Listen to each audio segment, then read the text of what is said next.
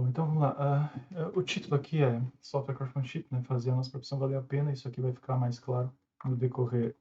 Vou começar aqui me apresentando. Eu sou programador há 17 anos. Meu foco é Clean Code, Design Principles, Domain-Driven Design, Design Patterns e arquitetura. Também gosto de automação de testes e analisadores de código. E eu sempre me perguntava, né, por que aquilo que a gente aprende nos livros não existe na maioria dos projetos? Até que eu li esse livro aqui, The Software Craftsman, Professionalism, Pragmatism e Pride. Aí eu comecei a entender o motivo pelo qual isso se dá. E fiquei com essa ideia na cabeça. Em 2019 eu fui para Portugal e na Europa a comunidade de craftsmanship é bem forte. E como em Portugal ainda não tinha uma comunidade de software craftsmanship, eu iniciei lá o Software Craftsmanship Lisbon, né? A gente fez eventos lá, foi bem bacana e tudo mais. Depois veio a pandemia e aí só remoto e, como eu estava falando há pouco, né? O remoto acaba perdendo um pouco, né? Não é a mesma coisa, né? Depois voltei para o Brasil e cheguei a fazer ainda um evento lá, né? Mas acaba que Meetup é uma coisa muito local, né? Então, ou tu tá naquele lugar, ou acaba perdendo um pouco aquele engajamento. E recentemente a Codurance veio pro Brasil, e aí eu estava falando com um amigo meu que trabalha lá na Codurance, e eles criaram a comunidade em São Paulo, e eu comentei com ele, cara, se a gente iniciasse a comunidade de software craftsmanship aqui em Porto Alegre, né? Porto Alegre e região. Ele achou bacana e, enfim, estamos aqui hoje, né? O roteiro que eu vou seguir é esse aqui, tá? Vou rapidamente falar algumas definições aqui, porque se vocês forem tentar traduzir isso aqui, a tradução literal ela acaba perdendo um pouco o significado, né? Depois a gente vai falar sobre a origem, né? O que é software craftsmanship, definição, objetivos e valores, nós, né? O problema com o Agile, né? A ressaca do Agile, falar um pouco sobre história. Aqui no manifesto, eu vou fazer uma comparação entre o manifesto para o desenvolvimento ágil e o manifesto para o software craftsmanship, e aí vocês vão entender como que um estende o outro, né, para tentar corrigir alguns mal-entendidos que aconteceram no manifesto para o desenvolvimento ágil. A gente vai fazer uma boa reflexão aqui sobre quem é o dono da nossa carreira e também vai falar bastante sobre cultura de estudo. Então, rapidamente, simplesmente falando aqui sobre as definições, né? Craft, aqui tenho 3 dicionários, tá? O Cambridge, o Oxford e o Dício. Eu gosto bastante dessa definição do Dício aqui, né? Mas, resumindo, craft é um ofício, né?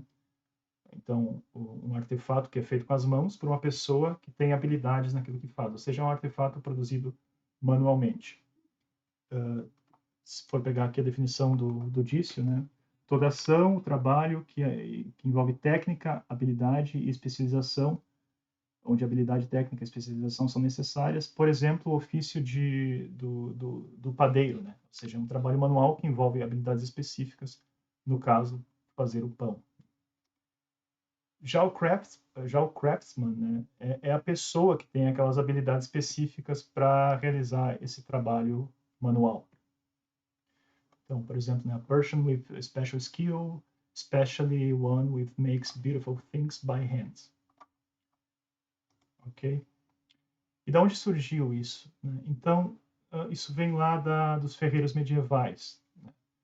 Pegando agora craftsmanship, né? Falei sobre craftsman. O craftsmanship é essa cultura de produzir artefatos manuais pelo craftsman, que era passada de mestres para aprendizes. Então, aprendizes trabalhavam com ferreiros mais experientes, que eram os mestres, aprendendo diferentes ferramentas e técnicas até que se tornassem também mestres, e aí eles podiam mentorear os novos aprendizes. E essa cultura do craftsmanship era passada entre as gerações. Então, esse trabalho, né, obviamente, era feito totalmente de forma manual, né? Não haviam máquinas geradoras de ferramentas e armas, que era o que eles produziam, ferramentas e armas. E conforme eles iam ficando mais velhos e morriam, como todo mundo, né? Esse conhecimento precisava ser passado para os aprendizes, porque a guerra e a agricultura, né? Ou seja, as ferramentas e as armas não podiam parar.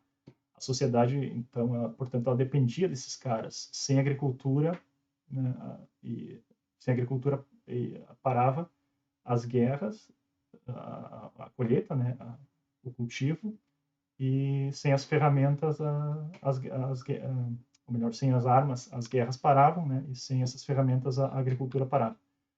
E esse ciclo ele se repetia, né? Então, um aprendiz ele viajava de uma vila para outra para encontrar com um craftsman que era mais experiente, né? Que era então conhecido como mestre, para que esse mestre passasse o conhecimento para ele. Ao receber esse conhecimento inicial, o aprendiz se tornava um iniciado, ou seja, ele não era mais um aprendiz, ele já conseguia produzir alguma coisa, mas também não era um mestre, né? E ao longo de uma vida de trabalho, aprendendo cada vez mais, um dia ele se tornava mestre e então ele retribuía esses novos aprendizes, mentoreando eles também, assim como lá atrás um dia ele foi mentoreado. E assim a cultura do craftsmanship era passada entre as gerações. E quem são os craftsmans hoje, né? Que a gente pode fazer uma analogia com o nosso mundo contemporâneo. São os nossos artesãos, né? Eles fazem também um trabalho manual altamente qualificado. Eu diria assim, tanto os artesãos como os programadores, né? Nós somos, entre aspas, branches modernas dos ferreiros medievais, né? Porque ambos fazem esse trabalho manual. E deixa eu ver quem entrou.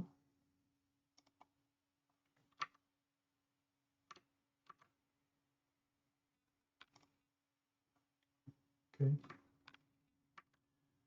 Voltando aqui, tanto os artesãos como nós programadores fizemos esse trabalho manual, e ele é passado de geração para geração. Obviamente, hoje em dia a gente tem livros, né? Naquela época pouquíssimas pessoas sabiam escrever e menos ainda sabiam ler, né? Mas ainda assim é um trabalho manual que envolve habilidades específicas. E não só os artesãos, né? Alguns trabalhos tradicionais também. Eu achei bem curioso esse relato aqui do seu Edivan Oliveira, de 79 anos. Então, abre aspas. Eu tinha um irmão que também era relojoeiro. Uma vez ele me perguntou: você quer aprender o ofício? Eu disse: quero. Ele me emprestou as suas apostilas. Eu comecei a estudar todo sábado, eu ia para a casa dele. Depois fiz um curso por correspondência, onde eu montava o relógio com as peças, tirava as fotos, mandava novamente, até que depois de 3, 4 meses comecei a trabalhar. É através dessa profissão que eu vivo até hoje. E eu estou satisfeito com a minha profissão, disse o Edivan. Então, imagine, 79 anos, 57 anos de profissão. Certamente ele é sênior, né? A mensagem que eu quero capturar aqui é passagem de conhecimento, né? Mentoria. Outro caso aqui, também bem interessante, é o do seu Jandir. 74 anos, diverte-se enquanto cola, costura ou pinta sapatos, bolsas e cintos, trabalha de segunda a sábado e diz que não se cansa. Vou continuar trabalhando enquanto eu puder. Trabalho é bom para a saúde, acredita, meu médico diz que tem a cabeça de quem tem 30 anos. Não estou sugerindo aqui que a gente trabalhe de segunda a sábado. O que eu quero destacar aqui é a motivação desse senhor, né? De 74 anos, 40 anos de profissão. Trazendo isso para o nosso contexto aqui do software craftsmanship, que relação que isso tem com ferreiros medievais? Já dei um briefing sobre isso, né? Mas eu vou começar a compor essa explicação passo a passo para que o entendimento fique mais claro. Mas assim, numa primeira definição, de forma extremamente simples, software craftsmanship é uma metáfora melhor para desenvolvimento de software do que engenharia de software. E eu não estou dizendo que não tem também engenharia. A gente sabe que, por exemplo, os design patterns, por exemplo, foram inspirados nos patterns da engenharia civil. O problema é a forma com que essa ideia foi mal interpretada. Por exemplo, construir prédio não é exatamente igual a construir software, né? A gente sabe disso. É uma longa jornada para a excelência. É um mindset onde desenvolvedores de software escolhem ser responsáveis pelas suas próprias carreiras, aprendendo constantemente novas ferramentas, técnicas e melhorando constantemente a si mesmos, né? Ou seja, autoaprimoramento. E eu destaco aqui, software craftsmanship é todo sobre trazer de volta responsabilidade, profissionalismo, pragmatismo e orgulho no desenvolvimento de software. Então, assim como o nosso ferreiro medieval tinha uma longa jornada até se tornar um mestre, e ainda assim, quando ele tinha o título de mestre, como vocês têm o título de sênior, é um trabalho que continua durante toda a vida, né? Cada vez a gente aprende mais e a gente nunca sabe tanto que não tem nada novo para aprender, assim como a gente nunca sabe tão pouco que não tem nada para ensinar. Então, entrando agora em objetivos e valores. Profissionalismo, excelência técnica e satisfação com clientes são os principais objetivos do software craftsmanship. Né? Satisfazer e ajudar os nossos clientes a alcançar o que eles desejam alcançar da maneira mais eficiente possível é o nosso principal objetivo. E compartilhar esse conhecimento com outros desenvolvedores, né, é um dever que a gente busca realizar. Também pode ser visto como um estilo de vida, né, onde que muitos desenvolvedores profissionais adotam. Eles vivem, respiram software, eles veem o software como um ofício, né, estão comprometidos em dominar esse ofício, ou seja, o craft, que eu falei antes, um compromisso com a excelência.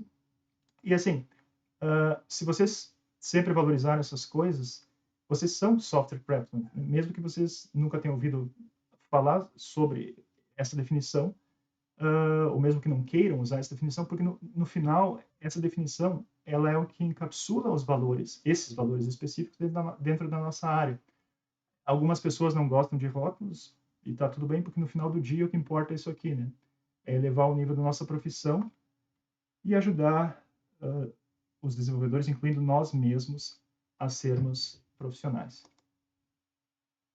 E se de tudo que eu falei, que eu vou falar ainda, vocês lembrarem apenas de uma coisa, assim, o core é esse aqui, software craftsmanship é sobre profissionalismo no desenvolvimento de software. Então, é isso. Então, falei sobre os ferreiros medievais, artesãos e outras profissões, relojoeiro, sapateiro, enfim, profissões tradicionais. E nós? Né? Então, assim, o primeiro ponto aqui é a questão de fábricas, né? E, principalmente no Brasil, isso, né? Se eu fosse ter por exemplo, uma empresa que fosse uma consultora em desenvolvimento de software, provavelmente eu ia chamar ela de fábrica de software, porque é o que o mercado entende, principalmente no Brasil. Então, nada contra o termo fábrica de software. É mais sobre como isso foi interpretado, né? Nessa questão de industrial. A gente sabe que na prática não é assim, né? Se vocês olham para essa imagem aqui, vocês veem que não tem pessoas operando esteiras, né? Fazendo um processo fabril. Na verdade, o que a gente vê são pessoas produzindo artefatos manuais. Essas pessoas têm conhecimentos, competências e habilidades específicas, mais criatividade. E quanto mais elas desenvolvem esses conhecimentos, competências e habilidades, melhor vai ser o resultado dos artefatos que elas produzem. Em outras palavras, o que a gente tem aqui, né, entre aspas, ferreiros e artesãos.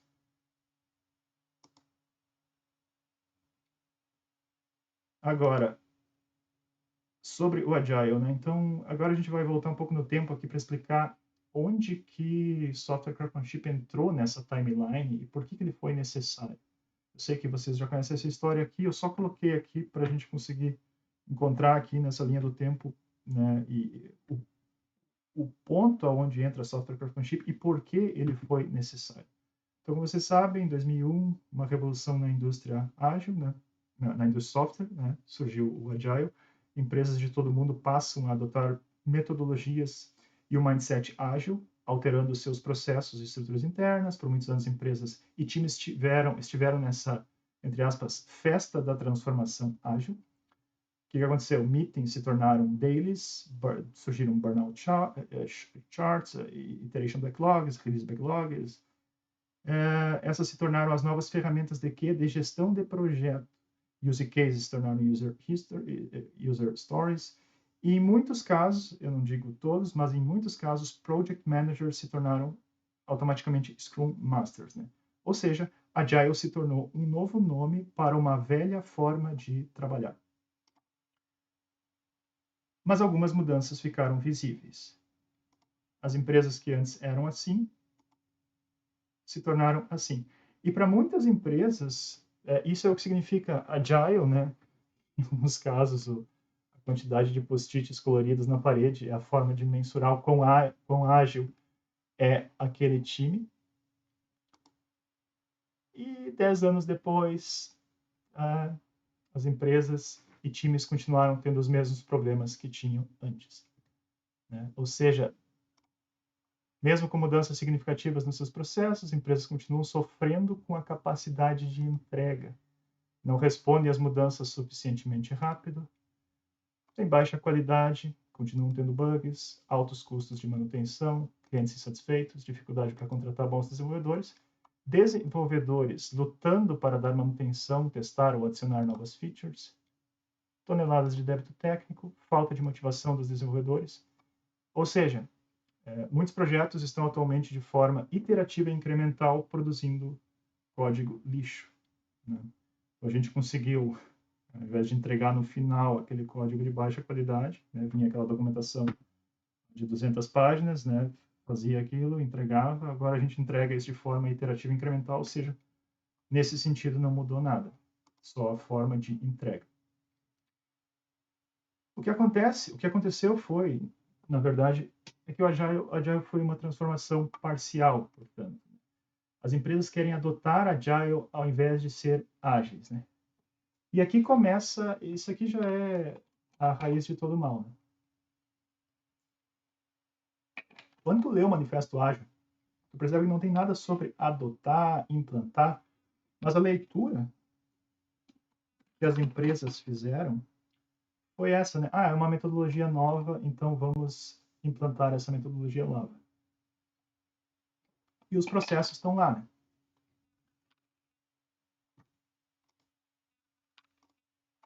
Hoje, infelizmente, muitas empresas e times acham que a Agile não funciona, e com efeito, né? Passaram pela tal transformação ágil e não estão melhores do que antes, porque elas esqueceram de um pequeno detalhe, né? Elas esqueceram do software. Num projeto de software, a parte mais importante é o software. Né?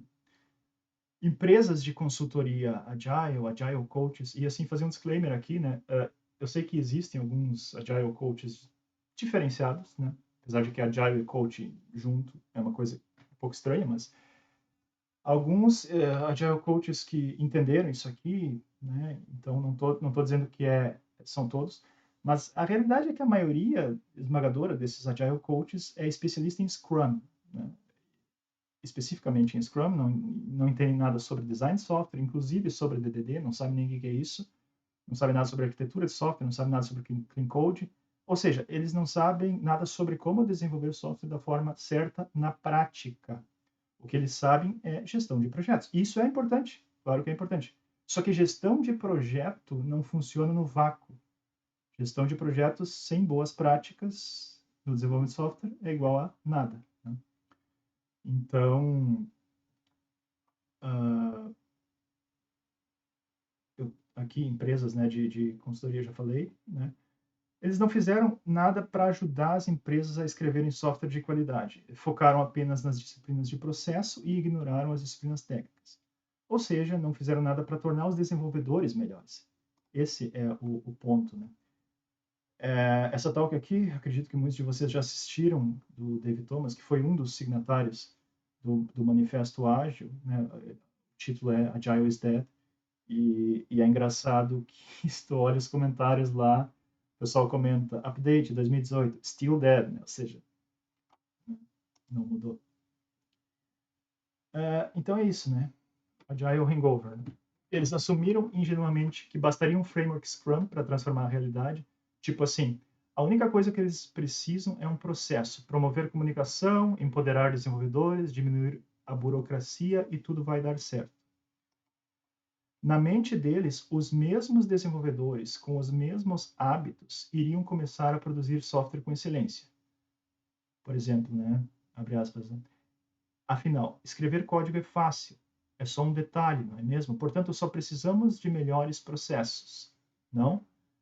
Melhores processos igual a melhores produtos. Não é assim que as fábricas funcionam? Entendeu? Esse é o ponto que eu coloco, né? Houve ali um desentendimento em torno disso. Então, eles gostam muito de vender aquele modelo Toyota de fabricação de carros, né? Só que, em primeiro lugar, a gente compra um veículo pronto, né? Ninguém entrega um veículo de forma iterativa e incremental, como acontece em software. Ou seja, o nível de previsibilidade para construir um veículo é muito maior do que para construir software. Né? O cliente não sai mudando a ideia e descobrindo coisas novas no meio do caminho, como você sabe. Apesar disso, as mudanças foram importantes e necessárias, né? Algumas coisas que foram importantes com o Agile. Empoderar devs, né? Leia-se, delegar responsabilidade aos devs, reduzir a burocracia e desperdício, priorizar, aumentar a visibilidade do work in progress e melhorar o fluxo da informação. Então, isso aqui funcionou. Isso aqui o Agile fez. Esse resultado aqui do Agile foi importante. Porém, processos, como eu já disse, né, processos ficaram mais importantes que a excelência técnica. E como eu disse, melhorar o processo sem melhorar a excelência técnica não faz nenhum sentido. Resumindo, Agile foi uma transformação parcial. E aí entra o Software Craftsmanship como uma extensão do Agile, já que o Agile por si foi uma transformação parcial. O Software Craftsmanship ele complementa o Agile, não é uma ideia para substituir o Agile. Para quê? Para que a gente tenha uma transformação completa, ou seja, desenvolvedores aprimorando suas habilidades técnicas e ferramentas, entregando constantemente software de qualidade em produção, com uma ampla cobertura de testes, e quando eu coloco cobertura de testes, eu sempre faço aqui um disclaimer, né? Não testes rasos, né? Ou testes triviais, depois vou falar um pouco sobre isso. Com design simples, expressivo, que captura a linguagem do domínio, com uma arquitetura boa e, na minha opinião, a arquitetura boa é aquele conceito de Screaming Architecture, né, do Uncle Bob, né, ou seja, cada layer ali, ela faz tanto sentido que é quase impossível tu não entender, tu criar um artefato numa layer errada, e fácil de manter e ampliar, né, clean code, né, de forma pragmática, né, não simplesmente todo mundo fala em Solid, né? Mas Solid é uma umbrella, né? Esses dias eu até postei no LinkedIn lá um resumo do meu checklist de Clean Code que eu extraí do Clean Code e de outras fontes, né? Então, ou seja, é fazer de verdade, né? Não só ficar falando sobre Solid. Então, Software Craftsmanship serve para isso, para uma transformação ágil, completa e verdadeira. E aí, como esses problemas surgiram, né? Eu não vou entrar em detalhes aqui, apenas coloquei cada entrada para destacar alguns pontos nessa timeline. 2001, ao mesmo tempo, né, que o Agile já nascia, surgiu o primeiro livro que, né, a primeira menção de Software Craftsmanship, The New Imperative, do Peter McBreen. Ele introduziu a maioria das ideias que foram usadas para moldar o movimento do Software Craftsmanship mais tarde. A 8Light foi a primeira empresa que que materializou os valores do Software Craftsmanship, né, em 2006. De 2001 a 2008, poucas empresas adotaram software craftsmanship, porque nesse período aqui só se falava, estava em cena simplesmente Agile, né? E vocês sabem, quando uma coisa é muito hype, ela acaba, né? Já estava acontecendo ali, meio que em background, a cena do software craftsmanship, mas aquilo não ficava em evidência. E aqui é interessante, em 2008 aconteceram várias coisas interessantes, né? 2008, 7 anos depois desde o Agile Summit, ficou aparente que as coisas no mundo Agile não saíram conforme esperado. Desvio das metodologias técnicas do Agile, como Stream Programming, a comercialização das metodologias orientadas a processo como Scrum, começou a incomodar alguns dos idealizadores originais do Agile. Em 2008, o Uncle Bob escreveu o Clean Code, e se vocês forem ver o Clean Code, né, o subtítulo, né, na verdade faz parte do próprio título, a gente fala Clean Code porque, né, é o nome curto, mas o título completo é Clean Code, A Handbook of Agile Craftsmanship. Então ele já estava colocando a ideia do craftsmanship no próprio Clean Code. E em 2008, na Agile Conference, o Uncle Bob propôs um quinto valor para o Agile Manifesto, que seria Craftsmanship over Crap. Essa era a proposta inicial da talk dele, só que como ficava muito pesado, né, Craftsmanship sobre a porcaria, no final ele mudou de ideia e renomeou para Craftsmanship over Execution. E esse aqui é o ponto de quebra, né? Então, surgiram muitas palestras em torno da comunidade de software craftsmanship na comunidade Agile. E aqui, especificamente, nesse summit, logo depois desse summit aqui que ocorreu, eles começaram uma conversa via Google Group, a thread está até hoje lá, e essa thread aqui foi o que originou, então, o manifesto que materializou as ideias do software craftsmanship. Passo a passo, o software craftsmanship começou a se espalhar no Reino Unido e outros países da Europa, e depois para muitos outros países ao redor do mundo. Né? Então, depois de muito debate, né, eles chegaram no manifesto. Hoje, em Londres, tem a maior comunidade de software craftsmanship, lá do Sandro Mancuso. E agora aqui, só para fazer um paralelo aqui, explicando, quero demonstrar aqui a relação que existe entre os dois. Né? Então, aqui à direita eu tenho o Manifesto Ágil, de 2009, e à esquerda eu tenho o Manifesto para o Software Craftsmanship. Então, se pegar aqui o primeiro enunciado do Manifesto Ágil, indivíduos e interações mais que processos e ferramentas. Do outro lado, nós temos não apenas indivíduos e suas interações, mas uma comunidade de profissionais. Software em funcionamento mais que documentação abrangente. Não apenas software em funcionamento, mas software de excelente qualidade. Percebam, então, que o manifesto do Craftsmanship estendendo o manifesto ágil. Colaboração com o cliente, mais que negociação de contratos, não apenas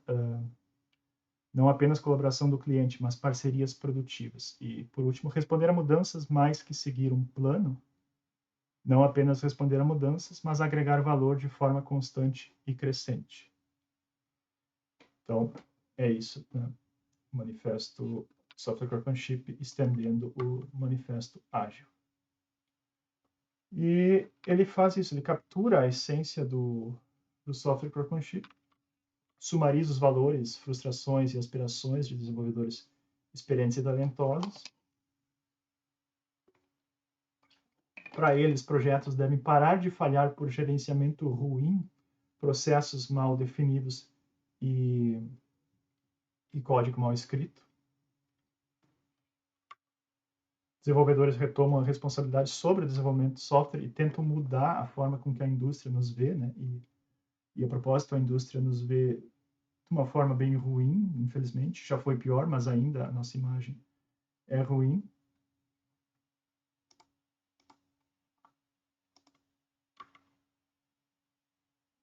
Ainda nesse enunciado, né, de não apenas software em funcionamento, mas software de excelente qualidade, eu quero que vocês pensem agora sobre uma aplicação com 5 anos, né? Sem testes, ou com testes rasos, né? Quando eu digo testes rasos, já me aconteceu isso algumas vezes. A empresa pedir para, vamos aumentar a cobertura desse projeto aqui, porque ele está com 60% e a gente quer chegar em 80%. Primeiro que isso é um indicador que por si só não diz nada, né? Ou seja, eu gosto de ter 100% de cobertura ou o próximo disso, né? E isso é uma coisa que a gente só consegue se a gente começa desde o início a testar. Só que só a cobertura em si não diz nada. E aí eles falam, a gente já tem aqui 60% de cobertura, vamos aumentar para 20%. Aí tu vai lá, executa um coverlet e tu vê que, na verdade, tu tem 80% de line coverage. Ou seja, range coverage está lá 30%, por exemplo. Porque nessa ânsia de querer aumentar a cobertura a qualquer custo, só por causa de um indicador, os testes são feitos de forma muito rasa, né? Ou seja, o if é testado só o true, não é testado false, né? Toda expressão ela tem dois caminhos, né? Ou é true ou é false. Então a gente vê muito isso aí em projetos, né? Não adianta, se é para fazer teste assim, melhor não ter teste, porque se não tem teste, pelo menos tu não se engana. Então, sem testes. Over-engineered. Arquitetura fraca, né? Que é o contrário da Screaming Architecture, né? Ou seja, arquitetura fraca é aquela arquitetura que desmorona com facilidade. Designs ad hoc para todo lado. Esse aqui é um dos meus favoritos, né? Que eu chamo de engenhoca. Sem definição de regras e de estilo de formatação. Eu não sei se tem um nome para esse Cosmel ou para esse anti-pattern. Um dia me ocorreu Freedom, né? Fazendo uma... às vezes fico pensando, cara, essa é a coisa mais simples que tem é definir regras de estilo e formatação. Então, se tu não faz isso, porque tu tá esperando realmente uma desgraça gratuita, né? Eu fico pensando, vamos deixar a liberdade aqui, cada um usa a regra de formatação como quiser, eu uso tab, tu usa space, eu coloco métodos públicos no final, tu coloca métodos privados em cima, ou seja, uma bagunça, porque isso é liberdade, tipo freedom, né? Então, me ocorreu aqui, na verdade, não, é freedom, né? É uma desgraça gratuita, porque é muito simples de tu evitar isso aqui, então, esse é um dos problemas. Código cheio de termos técnicos e de infraestrutura, ao invés de expressar o modelo de domínio, que é aquele CUSMEL do Anemic Domain Model. Classes e métodos têm centenas ou milhares de linhas, né? God class, God method. Ninguém sabe exatamente como funciona. Voltando, né? Pense sobre uma aplicação com 5 anos que tem tudo isso aqui e você precisa fazer manutenções, mudanças nessa aplicação. Ou seja, tu é o desenvolvedor responsável pelas consequências disso. Nós já passamos tantas vezes por isso que isso parece normal, né? Para o software craftsmanship, isso aqui não é normal. Esse é o ponto. Ou seja, essa aplicação é software funcionando, gente. Mas funcionando é bom o suficiente? Ou seja, a idade do código importa? Não, né? O que importa é fazer o contrário disso aqui. Só que a gente chegou num ponto, infelizmente, que quando a gente entra num projeto, a gente quer saber quanto tempo aquele projeto foi criado, né? A gente favorece muito o projeto Greenfield por causa disso, né? E é triste, porque qualquer produto em que o cliente investe dinheiro, quanto mais dinheiro ele investe, se subentende que o produto deveria se tornar cada vez melhor. Ou seja, quanto mais velho, deveria ser melhor. Não o contrário, mas não é o que a gente vê por aí. Às vezes o projeto começou há 2, 3 anos e os sintomas que eu mostrei no slide anterior já são bem evidentes, né? Porque, pegando aquela analogia lá do jardim, né? Se tu tem um jardim e tu não dá manutenção para ele, no final ele se torna um negócio que tu não consegue nem acessar ele mais. O código ele tem essa natureza, né? Ele tem que ser cuidado desde o início, senão ele fica cada vez pior. E quanto pior o código, e aí surge um agravante, né? Quanto pior o código, mais se foge daquela regra do escoteiro, que tornar o acampamento sempre mais limpo do que tu encontrou ele, ou seja, tornar o código mais limpo do que tu encontrou. A realidade é que a gente tenta fazer o mínimo possível com medo de que aquilo ali vai quebrar e com razão. E com o passar do tempo acontece aquilo que vocês já sabem, né? Quando tudo isso aqui chega num ponto, quando tudo isso aqui chega num ponto que ninguém mais consegue andar de tão ruim que tá, aí o time busca uma reengenharia ou uma reescrita, só que aplicando as mesmas práticas de antes, acaba tendo o mesmo resultado. Ou seja, o ciclo de software mal escrito, ele se repete, né? E com ele as consequências que isso gera na nossa vida, e com isso a consequência que isso gera nos projetos e a insatisfação dos clientes e tudo mais. Portanto, a idade do código importa? Não, né?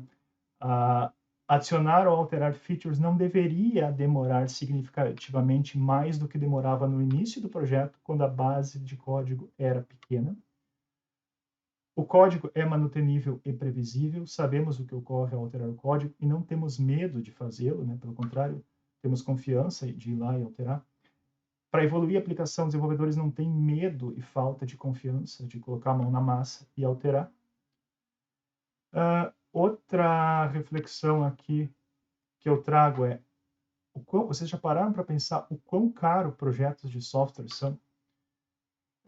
Desenvolvedores, testadores, analistas de negócio, POs, gerentes de projetos, serviços e operações, vendedores, marketing. Imagine o quanto é gasto só em salários, né? Vamos ver se entrou mais alguém.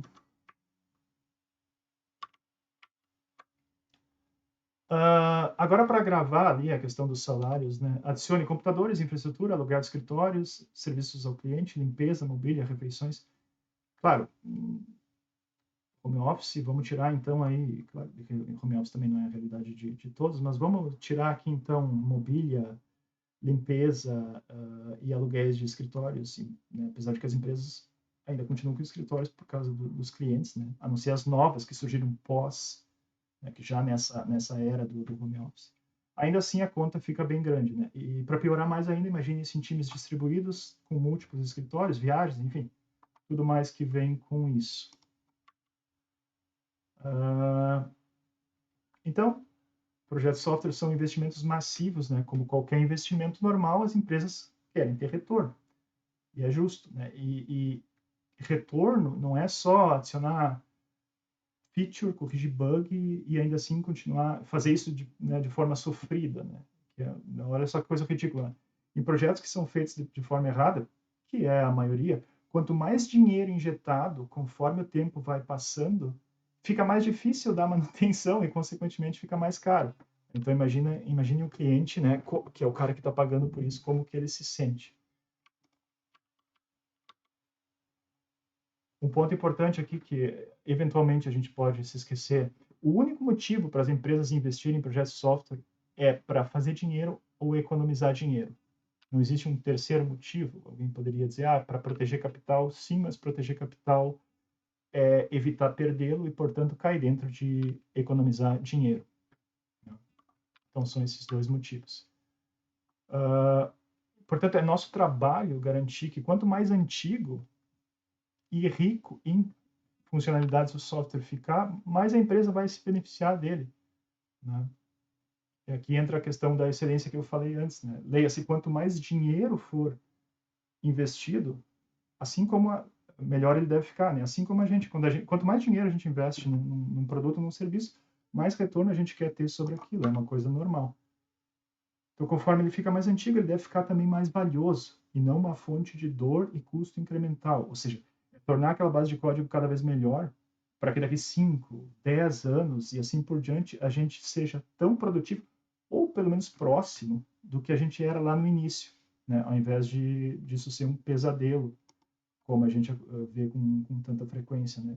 Da manutenção em projetos legacy. Agregar valor de forma constante, não apenas novas features e correções, né? Ainda dentro de não apenas indivíduos e suas interações, mas uma comunidade de profissionais, compartilhar e mentorear, né? Preparar a próxima geração de desenvolvedores, né? A questão do autoaprimoramento.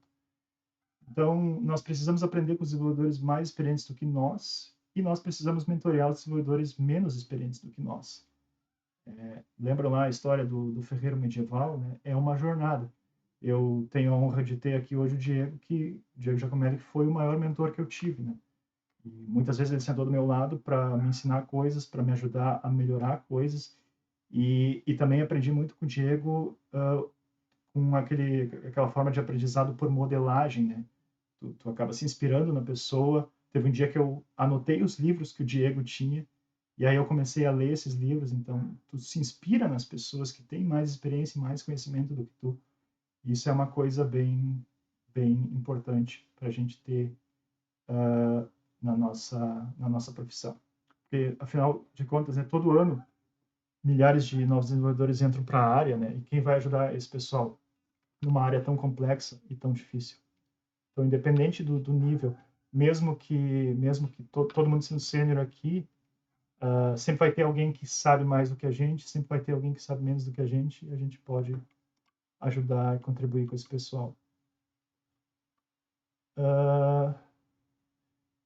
Aqui só desfazendo algum mito, né? Existia pelo menos uma ideia de elitismo em torno do software craftsmanship. O Uncle Bob, ele sofreu críticas, inclusive, de jornalistas, né? Sobre isso aí. Mas, na verdade, é o contrário, né? Como eu disse, se é sobre passagem de conhecimento, é sobre humildade, né? Como eu disse antes, é sobre aprender com quem tem mais conhecimento e sobre ter disposição para ensinar quem tem menos conhecimento. Essa é uma característica de humildade. A não ser que elitismo signifique não ser condescendente com falta de profissionalismo, com cultura ruim, com preguiça e com relaxamento. Eu estou sendo irônico aqui, a gente sabe que não é isso, né? Então não tem nada de elitismo em software craftsmanship. Na verdade, é uma comunidade aberta e amigável. O software craftsmanship abraça todo tipo de desenvolvedor, independente do nível de senioridade ou tecnologia, é agnóstico de linguagem. a gente consegue encontrar pessoas com mesmos gostos, né, com mesmos objetivos. E a realidade é que nós queremos trabalhar com pessoas que nos tornam melhores e que quem tem disposição para compartilhar o que aprende um com o outro, né? E também a gente gosta de encontrar boas empresas. Né? Ainda que, agora, sobre não apenas colaboração com o cliente, mas parcerias produtivas, né?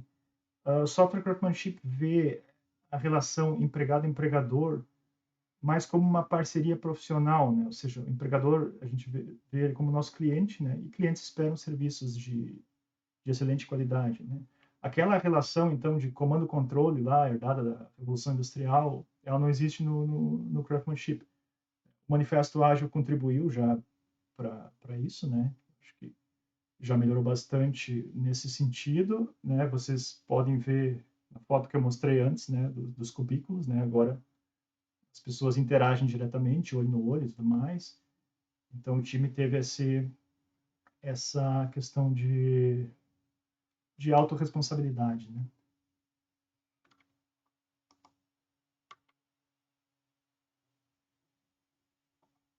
Ainda sobre não apenas colaboração com o cliente, mas parcerias produtivas, né? Como eu disse, já software não é criado numa esteira mecânica, né? A gente sabe disso, mas é sempre bom lembrar principalmente quando questão de prazos e ideias malucas, né? Eu já vi muita gente tentando me convencer, não, mas a gente para fazer, né, construir determinado produto é assim, então deveria ser assim, deveria, cara. Só que determinado produto não muda do jeito que software muda, né? Outra coisa, nós contribuímos ativamente para o sucesso ou fracasso do projeto, questionando requisitos, entendendo o negócio, propondo melhorias, ou seja, mantendo uma parceria produtiva com os nossos clientes ou empregadores, né? Um time motivado que tem muito mais chances de fazer qualquer projeto ter sucesso, já um time desmotivado, vocês sabem, é o contrário. Pessoas talentosas e apaixonadas querem ter sucesso e sempre vão arrumar formas de superar problemas e burocracia.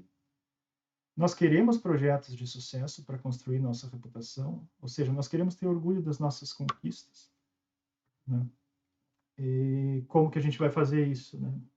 Como que a gente vai ter esse sucesso, né? E melhorar a nossa carreira e tudo mais, entregando software de alta qualidade, satisfazendo as necessidades dos clientes, né? Então, isso é essencial para a nossa carreira. Se a gente não tiver isso, como que a gente vai ter um bom portfólio, em primeiro lugar? Né? Então, escrever bom código, ajudar e aprimorar processos, ajudar a remover burocracia desnecessária, entender e ajudar a entender o business domain, ajudar a priorizar o trabalho. Ou seja, percebam que existe um papel direto nosso no sucesso ou fracasso de um projeto.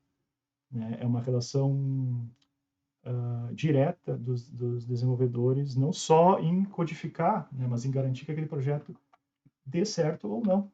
Né?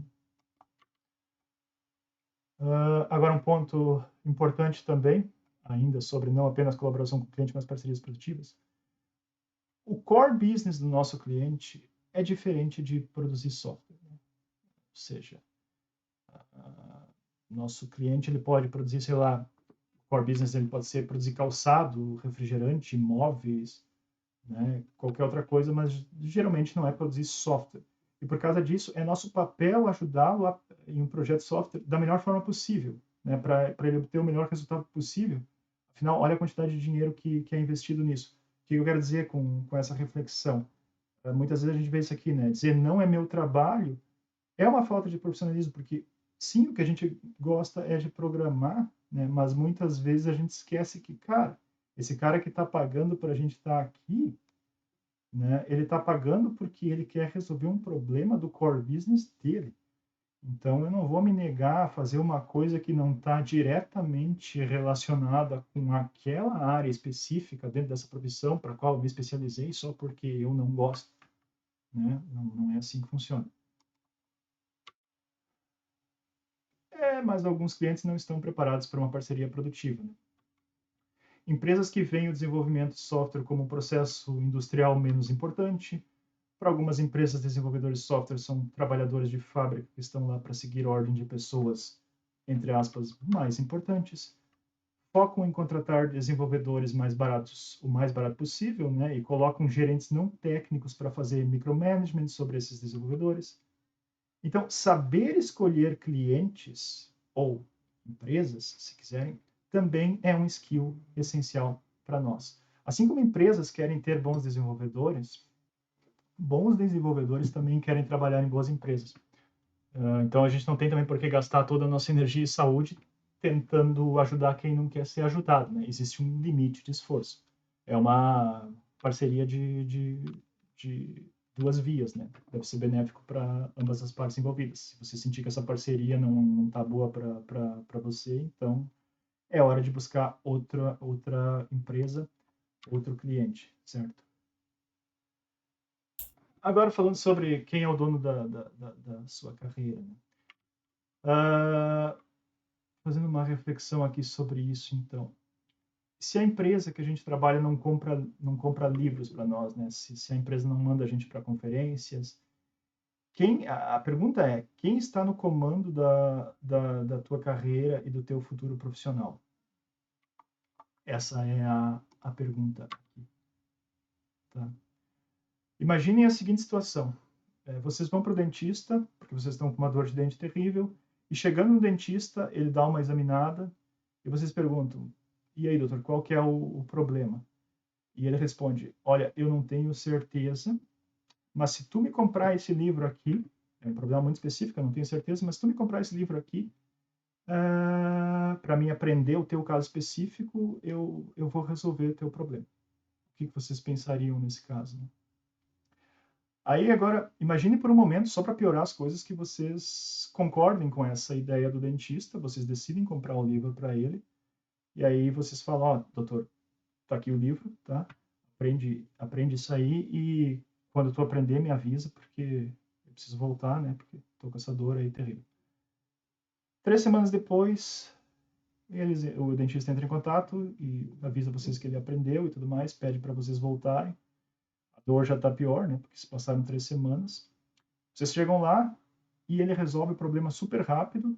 Vocês ficam satisfeitos, né? Afinal vocês até contribuíram para que ele pudesse resolver o problema, né? Ajudando ele a aprender como resolver aquele problema. E saindo do consultório, feliz da vida, porque a dor foi eliminada, ele chama a atenção de vocês. Ei, tu esqueceu de pagar. Então, como que vocês se sentiriam com isso, né? Agora, isso não significa que empresas não devem investir na formação dos desenvolvedores, né? Pelo contrário, empresas que investem na educação do desenvolvedor são mais eficientes porque, no final, elas acabam capitalizando isso para elas também, né? Porque esse conhecimento ele acaba sendo convertido em produtividade e qualidade. E, com certeza, empresas que oferecem, por exemplo, uma assinatura da Pluralsight e assim por diante, é um diferencial. Mas o que eu quero dizer com isso é que a responsabilidade pela nossa educação ela é exclusivamente nossa através dos nossos próprios recursos. Portanto, se a empresa oferece esses recursos, cara, é um nice to have. Fazendo ainda uma analogia aqui com esses profissionais liberais, né? Eles usam o seu próprio tempo, dinheiro e tempo para se manterem atualizados. Aqueles que não fazem isso terminam perdendo os seus clientes, né? E recebendo poucas recomendações. Pelo contrário, aqueles que investem na sua própria educação acabam recebendo mais recomendações, né? Naturalmente.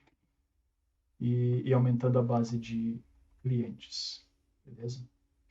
Clientes não pagam profissionais para aprender, pagam profissionais com conhecimentos e habilidades para resolverem seus problemas da melhor forma possível. Profissionais devem, portanto, prover soluções, né? Assim que profissionais constroem as suas respectivas reputações. Porém, a nossa profissão fazendo aqui, né, para ser justo, né? Porém, a nossa profissão é extremamente dinâmica e em constante mudança, né? Não há a mesma previsibilidade que existe em várias profissões tradicionais, né? Então, por exemplo, além dos exemplos que eu citei aqui, por exemplo, direito, né? A gente sabe que é uma profissão também, desde o início, o pessoal que faz direito também se especializa em uma linha ali do direito, né? E a nossa área não é assim, a gente busca se especializar, mas no início todo mundo acaba começando como full stack e é aquela coisa, né? Eu sempre recomendo depois o pessoal, conforme vai ganhando experiência, tentar se especializar cada vez mais. Vai ter menos job, mas pelo menos tu vai conseguir jobs melhores, né, e poder se especializar cada vez mais, né, porque eu não acredito nessa ideia de full stack, full cycle, né, pelo menos não a longo prazo, né, não tem como tu conseguir se manter atualizado numa profissão tão dinâmica, se tu não se especializar, não focar, né. Por outro lado, sim, os fundamentos não mudam, né, então focar nos fundamentos e, como eu disse, né, se especializar cada vez mais e nunca parar de estudar, enfim. Já falei aqui full stack, né, de preferência no início, e agora, finalizando então, cultura de estudo, né, falar um pouco sobre categorias de livros, né, saber escolher. Então, primeiro a gente tem livros de tecnologia específica, né, são aqueles que são livros sobre linguagens, frameworks, ferramentas, etc. São muito úteis, têm aplicação imediata, mas expiram rapidamente. A gente usa isso para dar um boost numa coisa específica, né? Mas eles acabam inspirando, por exemplo, pegar um livro de Entity Framework, por exemplo, ASP.NET, no momento, né, se ele estiver atualizado, muito bom, mas com o tempo ele vai ter ciência de que ele vai se tornar obsoleto. Eu me lembro daqueles livros antigos lá de web forms, né? Que, imagina, hoje aquilo não tem mais utilidade nenhuma. Assim como MVC também, né? Categoria conceituais, tá? Aqui sim, livros que duram, né, gerações, Clean Code, Goff, entre outros catálogos, né, como, por exemplo, o Fowler, DDD, arquitetura, etc. Eles nos fornecem fundações para avançar na nossa carreira, conceitos, paradigmas e práticas. Não tem aplicação imediata, levam um bom tempo para serem digeridos, né, e para a gente conseguir atingir, né, extrair dali o máximo, mas são fundamentais e duram décadas. Né? Por exemplo, o Goff, se eu não me engano, é de 91, né, cara? E até hoje é fundamental. E comportamentais também, né? Metodologias, software craftsmanship, inclusive, gerenciamento, filosofia, etc. Eles nos tornam mais eficientes quando trabalhamos em time, né? Melhores profissionais em geral, lidam mais com a parte humana, né, do desenvolvimento de software, pessoas, clientes, prazos.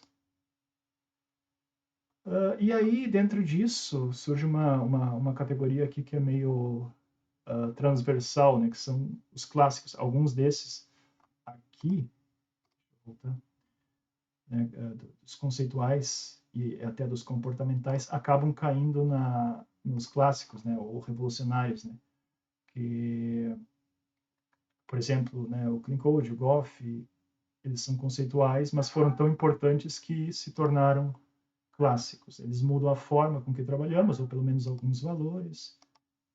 Geralmente são conceituais, comportamentais, ou uma combinação deles, já falei. Definem ou têm uma grande influência na direção da nossa indústria, nos dão um entendimento profundo de uma tecnologia ou assunto, né? E, novamente, né, leva um bom tempo para a gente dominar o conteúdo desses livros, né? E aqui alguns exemplos que vocês já sabem, né? Aí uma estratégia, né? Favoreça livros conceituais e comportamentais para alavancar a sua carreira, né? Pelo motivo que eu já citei, né? Isso aqui é uma coisa que dura, se não para sempre, pelo menos por décadas. Inicie pelos clássicos, leia os de tecnologia específica para os seus objetivos de curto e médio prazo e invista dinheiro, né? A gente sabe que livros são caros, né? Mas né, não tem o que fazer, né? Aquilo, né? É nossa responsabilidade, né? Isso aqui é uma dica pessoal de quem já tentou fazer diferente, né? Compre livros físicos não traduzidos, né? Principalmente quando envolve código, principalmente quando são os livros clássicos, né? Porque a primeira vez que eu tentei ler o Clean Code, eu digo tentei porque eu, primeiro, naquela época, não estava preparado ainda, porque já tem que ter um senso de design para ler o Clean Code. Segundo, que traduzido, cara, muito, sabe, o significado, você sabe, né? Perde muito do significado. Tem muitas coisas que não tem como traduzir, cara. Eu, por exemplo, hoje quando eu vejo coisas do tipo, esses dias eu vi alguém falando em padrão repositório, às vezes tem que pensar duas vezes que ele está falando, repository pattern. Não adianta. Infelizmente, os tradutores, eles né? Eles acabam traduzindo literal, tudo de forma literal, porque não se, e eu não estou dizendo que eles estão errados, porque muitas vezes o público realmente não sabe, zero de inglês, né? Então acaba traduzindo tudo para garantir que tudo aquilo vai ser entendido, mas na verdade fica um entendimento ruim, né? E compre um Kindle, né? E aí eu tenho algumas opiniões sobre isso, né? O Kindle, cara, é bom por alguns motivos, mas não serve para ler código. Até serve, mas fica, vocês já tentaram, né? Vocês sabem, ficar ali fazendo zoom in, zoom out. Então, para os livros principais, né? Os clássicos ali, eu recomendo ter os físicos, né? Que, aliás, foi uma coisa que eu me inspirei ali no Diego. Agora, o Kindle é bom porque, assim, né? É mais barato. Inclusive, quando eu li esse livro de Software Craftsmanship, eu comprei ele para o Kindle, só que eu gostei tanto dele que depois eu acabei comprando a versão física dele. E como é só texto, né, porque é conceitual, é tranquilo ler isso no Kindle e também tem alguns benefícios, né, pesquisa, highlight e notes. Eu pelo menos tenho pena de ficar riscando os livros, né, mas enfim, isso aqui aí é a opinião pessoal, essa parte do Kindle, né? O ponto é livros físicos não traduzidos para os livros principais, né? Que são os que acabaram caindo ali na categoria dos clássicos. Aí falando um pouco sobre blogs, né? Blogs são bons para a gente se manter atualizado, né? Highlights, updates, experiências e opiniões pessoais, né? De sucessos e falhas. Ler blogs é uma forma boa e rápida e gratuita de aprender com muitos profissionais diferentes, né? Sugestão, né? Use um agregador, tipo Fiddle, e apps, né, para salvar para ler depois, tipo Pocket, né? Porque às vezes tu se depara com um artigo legal, mas agora tu tá trabalhando e não consegue ler aquilo ali. Às vezes o artigo tem páginas e páginas, salva para ler depois, né? Evernote ou OneNote também, para extrair notas ali e tudo mais. Só um ponto aqui, né? A gente precisa ser seletivo porque tem muito mais, em relação a blog, tem muito mais quantidade do que qualidade de conteúdo. Muitos blogs são apenas um brain dump de ideias iniciais, reclamações e pensamentos aleatórios. E é normal, né? Porque blog serve também para isso, né? Então, não esperem que um blog post necessariamente vai ser um artigo profundo que vai agregar um conhecimento relevante. Eu particularmente, também quero começar a fazer isso porque quando comecei com blog, eu queria só escrever artigo e aí eu acabo escrever artigo completo acaba consumindo bastante tempo. E aí eu olho para o meu Evernote, eu tenho o costume de criar cheats, né, para as coisas para resumos de coisas, né, que eu vou aprendendo. E isso ali também serviria para blog post, né? Então eu tenho várias notas lá que eu tenho no Evernote, poderia colocar isso no blog, porque no final eu só quero ter um lugar para poder acessar aquilo toda vez que eu preciso lembrar de alguma coisa. Por exemplo, comandos de CLI de determinada ferramenta. Uh, Ainda sobre blog, né? Principalmente para quem está iniciando, né? Às vezes a pessoa fica assim, né? Ela segue só pessoas que têm mais conhecimento e aí ela acha que ela não... escrever blog é para quem já é sênior e tal coisa. Na verdade, escrever blog é uma coisa que não deveria depender do nível atual, né? Todos nós podemos compartilhar nossas experiências, aprendizados e contribuir para criar uma comunidade forte, porque blog, como eu disse antes, primeiramente é um registro do nosso próprio aprendizado, né, e progresso. Eu mesmo quero começar a fazer mais isso, porque, né, ao invés de só parar e ficar escrevendo o artigo completo, que acaba demandando muito tempo, e também um histórico dos nossos pensamentos, ideias, visão de mundo sobre a nossa carreira, então é uma coisa bem pessoal mesmo. A questão de críticas também, né, que principalmente quem está iniciando pode ter, lembrar que a gente escreve primeiramente para nós mesmos, né, e não para os outros, né. Se isso servir para os outros, também ótimo, né.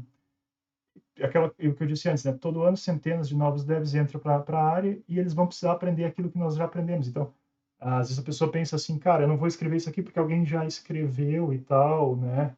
Ou o que eu estou escrevendo não é útil porque eu já sei. Não é útil para mim que já sei, mas para alguém que está entrando agora, pode ser útil, né? Então, vai ser útil para essa pessoa eventualmente. Outra coisa importante, né? Conheça quem você segue, né? Em cada profissão existe um grupo de pessoas que contribuem massivamente para mover a profissão para frente. Nós temos muitas dessas pessoas, algumas em tecnologias específicas, outras em algo genérico, conceitual, comportamental. Todas são importantes. Então, saiba quem são especificamente essas pessoas. Isso nos ajuda a filtrar melhor o conteúdo que consumimos, tanto online quanto em livros, porque um dos problemas que a gente tem quando entra nessa parte de estudo é a infinidade de conteúdo que a gente tem disponível, principalmente quando vai para blog, né? A infinidade, e livros também, né, cara? Hoje em dia é tanta informação que fica difícil até escolher livros se tu não tiver um direcionamento. Então, um exemplo que eu dou aqui, para quem trabalha com DDD, saber que o Evans e o Vernon publicaram os melhores livros de DDD é muito importante. Se tu vai pesquisar livro de DDD, tu vai encontrar lá uma dúzia, né? E assim tu já vai direto na fonte. Não, eu quero esses autores aqui, são, né, são os melhores e tudo mais. Então eu vou direto na fonte, se eu conheço as pessoas que estão que estão guiando isso aqui, né? Que estão liderando esse approach, né? Outra coisa, né? Como fazemos é tão importante quanto o que fazemos, né? O que eu quero dizer com isso? Se queremos ser bons em escrever código de qualidade, nós precisamos praticar como escrever código de qualidade, né? Não há outra forma. Então, assim, os livros, os cursos, os blogs, o Stack Overflow, eles nos dão informação, mas sem praticar essa informação, vocês sabem, ela não vai se tornar conhecimento consolidado. E no trabalho, nós não temos tempo para estudar, então a gente foca em resolver problema, né? Porque é para isso que a gente está sendo pago. Mas quando a gente está em casa estudando, ou seja, quando a gente tem tempo, a gente deve focar na técnica, né? Buscar melhorar a forma. Então, o foco deve ser nas técnicas que estamos estudando e não em resolver o problema em si.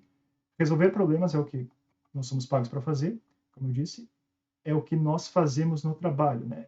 Aquela analogia do afiar o machado. Em casa a gente pode afiar o machado, na empresa a gente tem que ir lá e cortar a árvore, né? Então, quando praticamos, nós focamos em como nós estamos resolvendo o problema. Quanto mais nós praticamos, mais confortáveis nós nos tornamos, até o ponto em que nós não pensamos mais sobre isso. É aquela analogia de aprender a dirigir, né? No início o cara tu tem medo até de ligar o som ali, porque tu tem que ter o foco absoluto em tudo que tu está vendo ao redor, mas com o tempo aquilo começa a se tornar uma parte natural de ti, tu acaba fazendo, né, tu consegue conversar com a pessoa que está do lado, consegue ouvir música e dirigir ao mesmo tempo, ou seja, passa a ser uma extensão do teu corpo, digamos assim. Outra reflexão aqui que eu faço é sobre como que vocês acham que alguém se torna um excelente atleta ou músico, né? Imaginem quantas vezes o Michael Jordan praticou só o lançamento para chegar no nível de proficiência que ele tinha, né? Ou então o McGregor treinando ataque e defesa, e a Polgara aqui, que é essa enxadrista, que foi uma das maiores enxadristas do mundo, ela venceu o Kasparov em 2002, e começou a jogar xadrez com 5 anos de idade. Hoje ela está aposentada, né? Mas ela treinava constantemente. Imagina, jogava xadrez desde os 5 anos. Né? É assim que eles se tornam excelentes. Né? Teoria mecânica do instrumento, do jogo, no caso do atleta, e talento, com certeza, ajuda. Né? Mas o diferencial é esse aqui, prática, né? Ou seja, aplicando teoria repetidamente, usando feedback para melhorar cada vez mais. Então, esse é o ponto-chave. Claro que todas essas pessoas têm talento, claro que elas conheciam a teoria, né, e mecânica e tudo mais, mas o que deu o diferencial para elas, né, realmente saírem da curva foi a prática. Bom, essa parte aqui era mais para com certeza vocês já sabem, né, mas enfim, né, como surgiu o kata, né, surgiu no karatê, sequência de movimentos, técnicas de defesa e ataque, né, para aprimorar as habilidades. A gente traz isso para a programação através de exercícios que ajudam a aprimorar as habilidades através de prática e repetição. né? Então, o objetivo do kata é prática e não a solução. Aqui tem alguns links, que tem alguns katas bem interessantes. Nós chegamos a fazer lá no Software Craftsmanship Lisbon.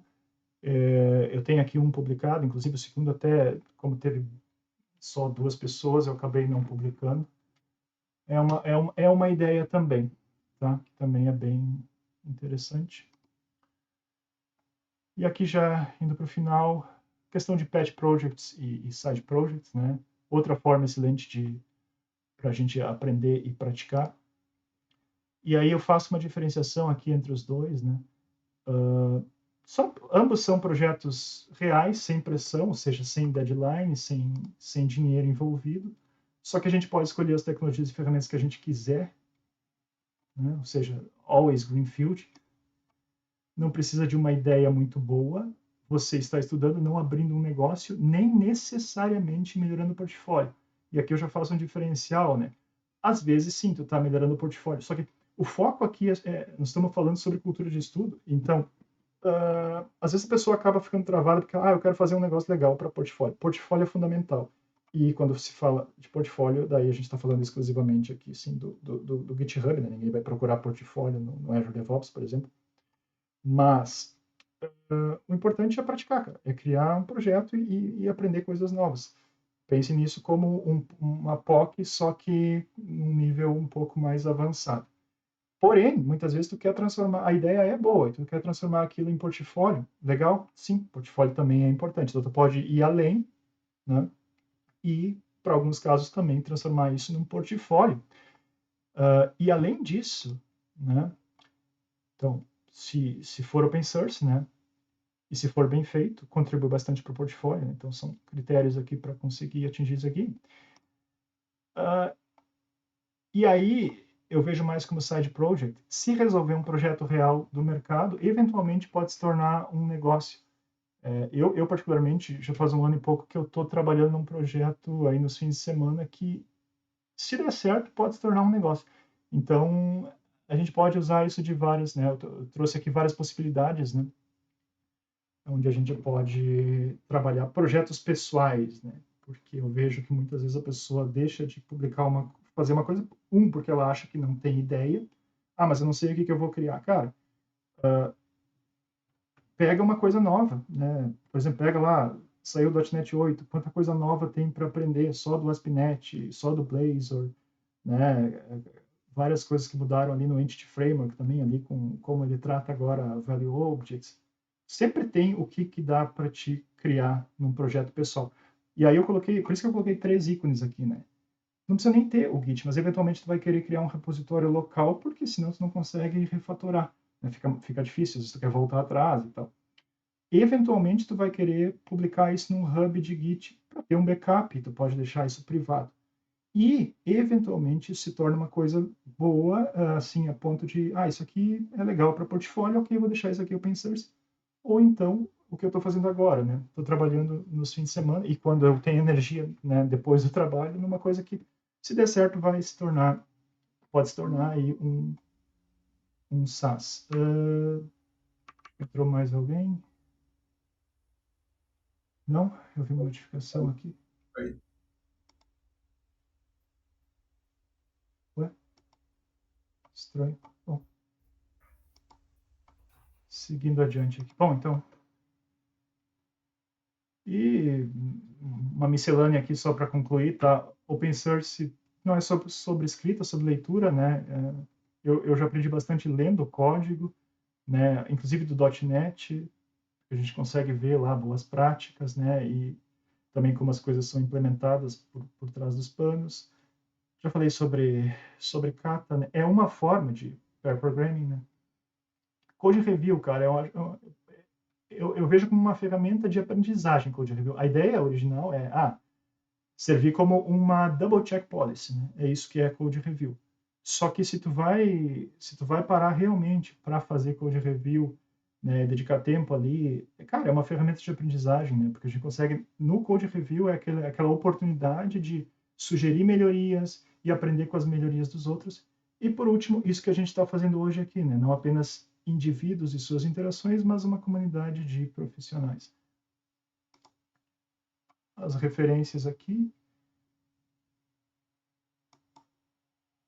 E, como eu disse lá no início, né, a minha conclusão em relação ao título, né, fazer essa profissão valer a pena.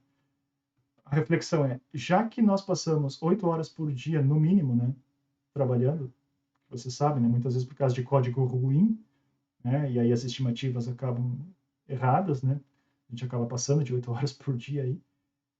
Só em 2004, eu fiz um cálculo aqui, serão 2.040 horas de trabalho, considerando as 8 horas por dia. Então isso precisa valer a pena. E quando eu digo valer a pena, eu digo para além de pagar as contas, né? Porque senão, vamos ser sinceros, né? Existem outras profissões aí que também daria para ganhar dinheiro, né? E é isso, gente.